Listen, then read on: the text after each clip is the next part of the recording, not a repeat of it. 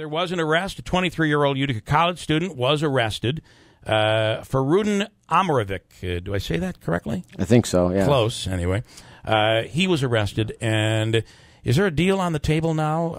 Has he been offered a plea deal? Sure. Good morning, Bill. Good morning. By the way, Scott McNamara, DA. Normally we don't publicize our plea offers, but since the defense attorney went public with it, we are acknowledging it. Yes, we made an offer of if he was to plead guilty to 2 counts of making a terroristic threat, 1 for each day, then we would recommend that he serve 10 years in prison. It'd be 5 years for each threat. Okay. I have to. There were some say that was excessive. His lawyer. Certainly, you would expect his defense attorney to say that. What do you say to that? Well, I have to say, the vast majority of the public that has reached out to me about this feel that it's an appropriate offer. Mm-hmm. So I understand his attorney is trying to advocate for something less, but and his attorney's argument is he's a good guy. Well, no one's saying he's not a good guy. You know, I mean, nobody has said this guy's evil or anything like that. But you know what? In our job, unfortunately, we have to punish the acts that people do. And a lot of times, I got to say, the vast majority of people that get arrested for DWI are good people. Yeah, they do a bad thing. And so sometimes it has a horrific, terrible, tragic ending as well. Right, it's terrible. Yeah. And so, we looked at what we thought was appropriate. And in this case, there's multiple things going on. One, we have to look at the alleged act that he committed, the effect that it had on, first of all, Utica College, as you alluded to, numerous schools, elementary and high schools. The schools had to shut down and do things of that nature. You had the terror that was inflicted upon the faculty, the students, the staff, the parents, and the whole community.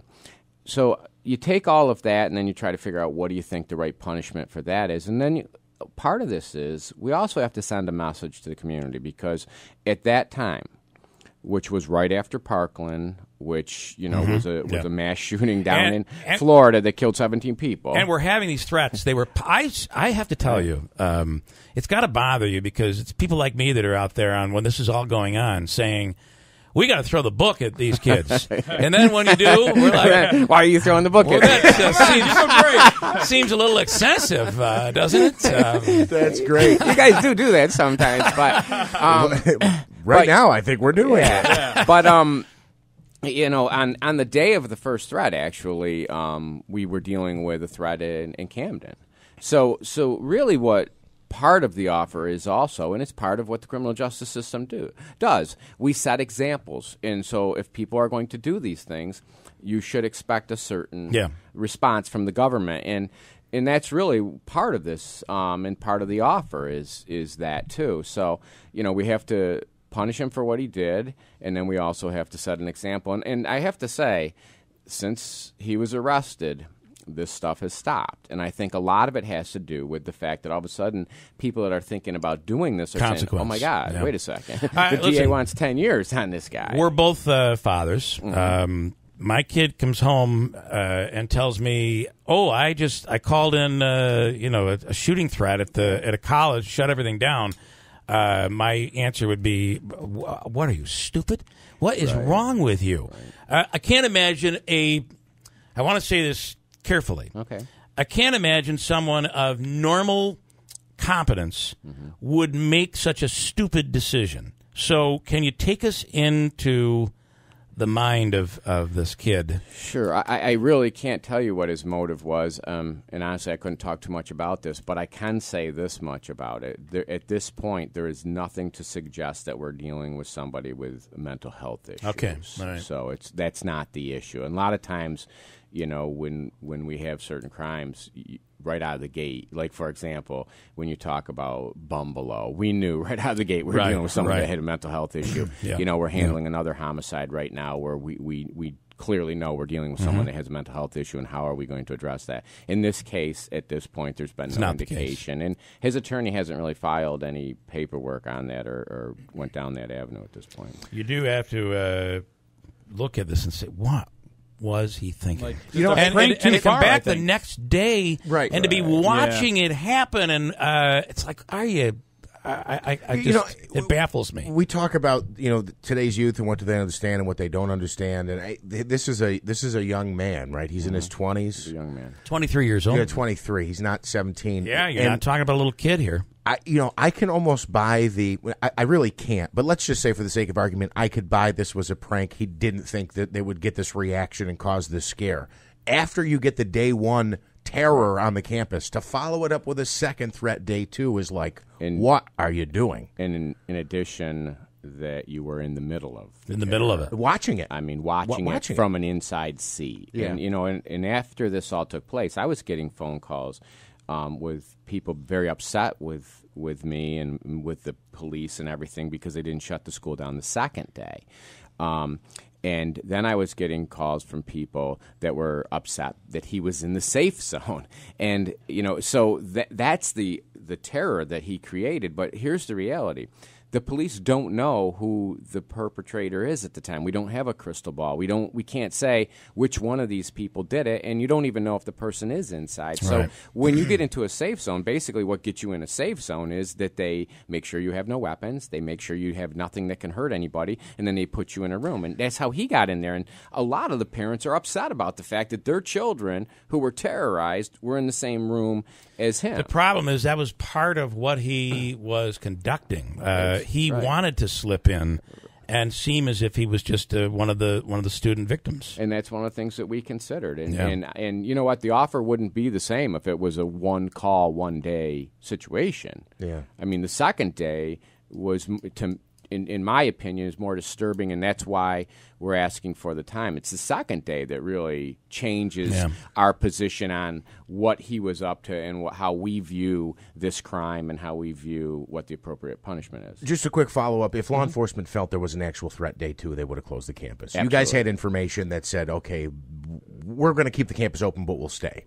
Absolutely. And day two, they knew where he was. And then as another question, when we're talking about the sentencing. Which, by the way, he was at the school. He was there. Allegedly. Yeah. What are the guidelines? I mean, the offer's 10, but if he were to play this out and get convicted on both, what would he be looking at? The maximum that he could face would be 14 years. The punishment on each charge is a minimum of 2 with a maximum of 7. Okay. So basically, here's how it works. Depending on what a judge would do after a trial, the judge could run both sentences at the same time, which is concurrent, and ultimately give them 2 years. The judge could run both sentences at the same, opposite, one after another, which is consecutive, and add them together. So if he gave them the max on both, it would be 14 years. So what we do is we look at and we try to figure out what do we think a judge would do if we went to trial and he was convicted. It's in front of Judge Dwyer.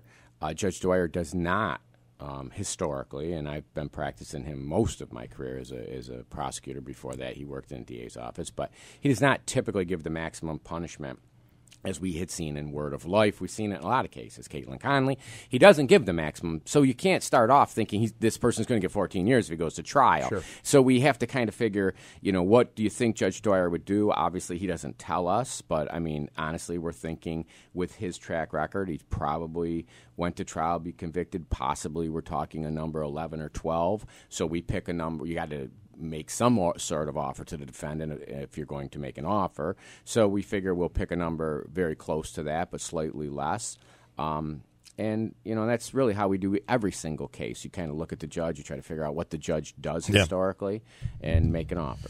In the art of the deal, there's a counteroffer. And I guess I never really thought about this legally, but can the defense attorney come back and say, listen, I can get him to do 7? Absolutely. That happens all the time, All actually. right. That happens all the time. Have you had any communication like that? John has come back. In this case, we're not. I've made it fairly clear we're not interested. Is this John Responti that's the John defense? Responti, and he was with your office. Absolutely. I hired John Responti. He was an assistant for me, and then he went out on his own. He's former radio. I do. I do know that, and he's a very funny guy. Yeah, he is. He does a very good Casey Kasem impression. I worked with I don't know, he was Big Daddy John or something at Rock 107. It was John Responti, but he worked at Rock 107 when I worked there years ago. So very good voice. He has the low. He has the pipes. He does. does have a great voice. So getting away from that, I'm assuming that maybe there will be a counteroffer that could lead to something that would prevent a trial. Mm-hmm. Well, I think Scott indicated he's not ready to bite on that. I'm sure there'll be a counteroffer, but there has been already. He's tried to talk to us. In this case, we're not really listening. Blink once if it's 5. Okay, you're not biting. Twice. You're not biting. I don't know what it is. You know, one of the things that can always happen, and we never can control this, is a defendant can walk in and say, "I'll plead guilty to the entire indictment," and let the judge make the call. Okay. And when that happens, when a person pleads to the highest count in the indictment or the entire indictment, in this case, because you have multiple counts that could run consecutive, he can plead guilty to it, but then the sentence is up to the judge. And that takes plea bargaining right out of the DA's hands. I don't know if that's something he would consider doing. Out of the interviews that the authorities did that you have privy to, remorse, does he realize, is he just upset he got caught? Does he realize this was a really stupid decision? Is this a good kid who just made a dumb decision? We have no reason to believe that he's a bad person. Yeah. I mean, we don't have any reason to believe that this is somebody that's evil. I really don't know what his motivation was, but I know what the effect of his behavior was, and that was to terrorize a community for 2 days. Yeah, and not to make a judgment, I don't know this individual, and I understand you've got to toe a fine line, but I mean, not a bad person, but just willing to, for consecutive days, terrorize a whole upstate New York campus. So... Well, I understand what you're saying. I totally understand what you're saying. And the one thing, though, I would make sure, we talk about this, but the one thing is, at this point in time, he's presumed innocent. And we have allegedly, a job, I should say. We have a job to do, and that is to prove him guilty beyond a reasonable doubt down the road. And when we talk about these things, and I talk about them, kind of like, how things go on, but we should keep in mind that he is presumed innocent, and at this point in time, he's an innocent man, that it's my responsibility and my office's responsibility to prove him guilty beyond a reasonable doubt. Right. Were there any admittance? Was there anything admitted during? Ethically, I can't talk about that. All right. Blink. No. All right. DA, we appreciate the time. Thanks for having me, Scott McNamara, as always. And I guess I could go either way on this, just as a member of the public, because I do remember saying the only way we're going to stop this is if we severely punish the people who are caught. I remember hearing you say that. Yeah. So can't go back on what I said. It's. Could I just note quickly here? We had discussed, Bill, Andrew, and I, via text message, what we heard the offer was, and it turned out it was not correct. Yeah. But all three of us kind of had a similar reaction. We all texted at the same time. I don't want to go out too far on a limb here and say I think that's a little harsh. We had been told it was like 20 or 25 years, which we thought was a lot, but it was funny how we all kind of went, boy, we all wanted the book to be thrown. Yeah, but not that hard. That's a heavy book you're throwing. Yeah. I will say this. I'll feel a lot better when we give you more opportunity to impose or ask for longer sentences on rapists and child molesters. Mm-hmm. To me, the New York State law is just way too forgiving there. And one of the things that we have a real hard time with in our office is baby fatalities. Yeah.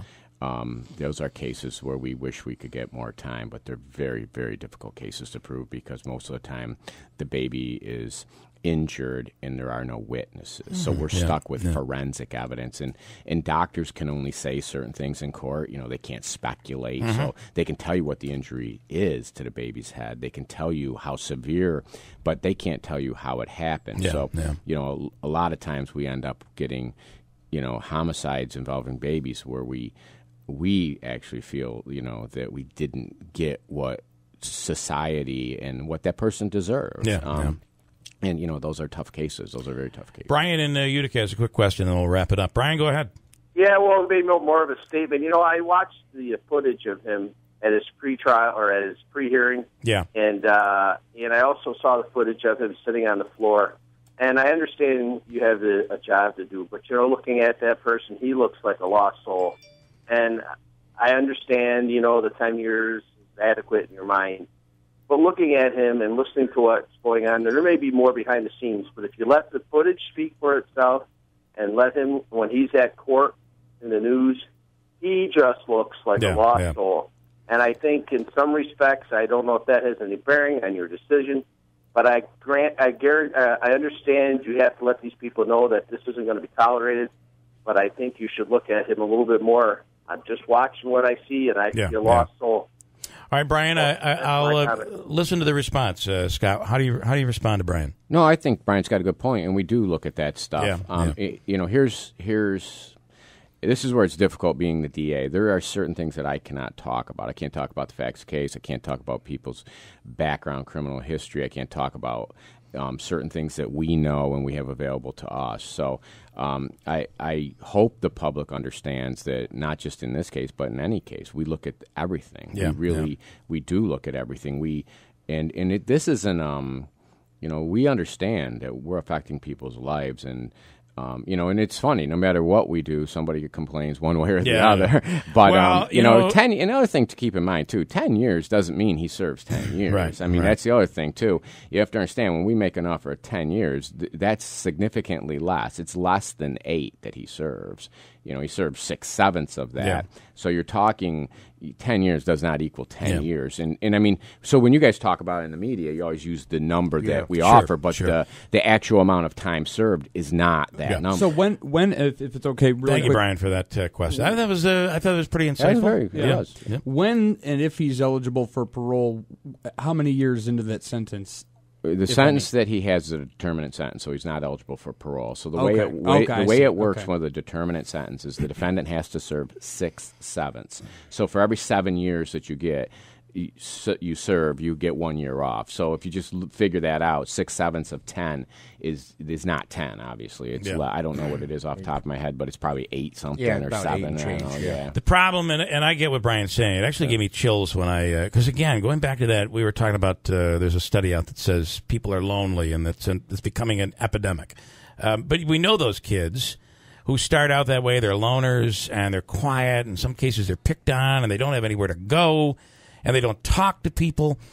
To be sympathetic to that, we have to be. But at the same time, almost all of these shootings that occur are loners. These are people that are feeling disengaged with society. Right. And had they not shot up a school or killed innocent children or adults, we would be feeling sorry for them. And here's another thing. What if we make an offer, somebody serves a certain jail sentence, and then they get out, and then they do kill somebody. Yeah, what do you think? You guys would have me in here saying, how come you didn't give them more time? All I know is I said throw the book at him. I don't know what you were thinking. All right, again, very important to note that this kid is innocent until proven guilty. Absolutely. And you certainly pounded that home as well. So, all right, Scott, thanks so much. Thanks for having me.